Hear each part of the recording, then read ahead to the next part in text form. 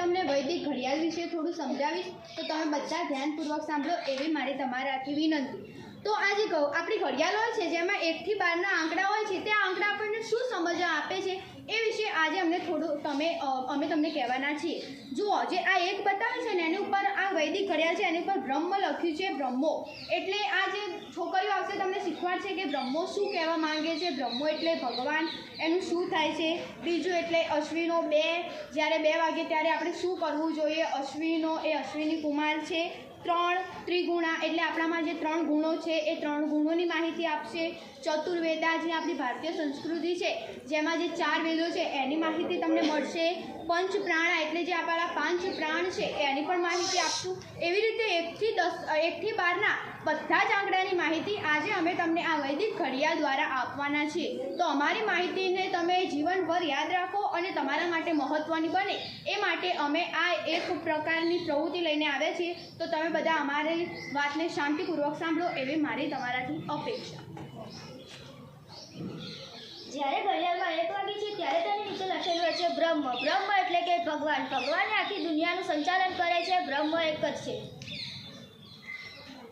જ્યારે ઘડિયાળમાં 2 વાગે છે તેની નીચે લખેલું છે અશ્વિનો, જે સૂચવે છે કે અશ્વિની કુમાર 2 છે।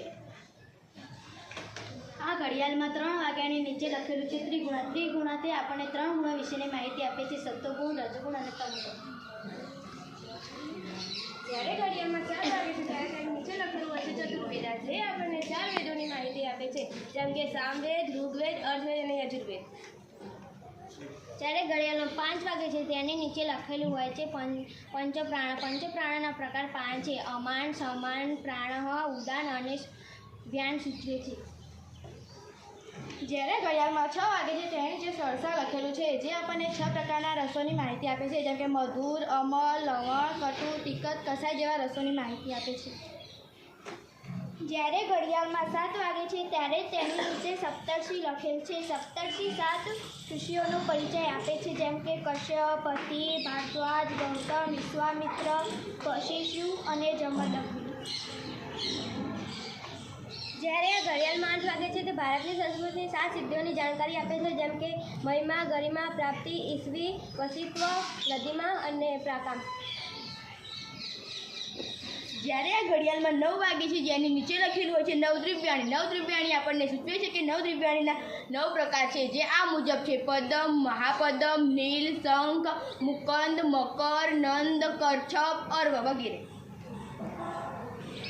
જ્યારે ઘડિયાળમાં 10 વાગે છે તેના નીચે દિશા લખેલી હોય છે, તે આપણને 10 દિશા વિશે માહિતી આપે છે, પૂર્વ, પશ્ચિમ, ઉત્તર, દક્ષિણ, ઈશાન, નૈઋત્ય, અગ્નેય, વાયમ, આકાશ, પાતાળ।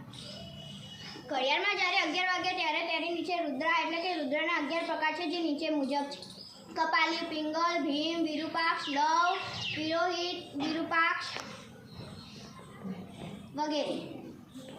જ્યારે ઘડિયાળમાં 12 વાગે છે તેની ઉપર લખેલું હોય છે આદિત્ય। આદિત્ય એટલે સૂર્ય, જે આપણને બધાને રોશની આપે છે। તો સૂર્યના કુલ 12 પ્રકાર છે। જ્યારે ઘડિયાળમાં 12 વાગે તે આપણને સૂચવે છે કે આપણે સૂર્યના 12 પ્રકારને યાદ કરવા જોઈએ। સૂર્યના 12 પ્રકાર આ મુજબના છે: અંશુમાન, અર્યમાન, મિત્ર, ભગ, પુષ્યા, પર્જન્ય, ધાતુ, વિવસ્વાન, ત્વષ્ટા વગેરે સૂર્યના 12 પ્રકાર છે।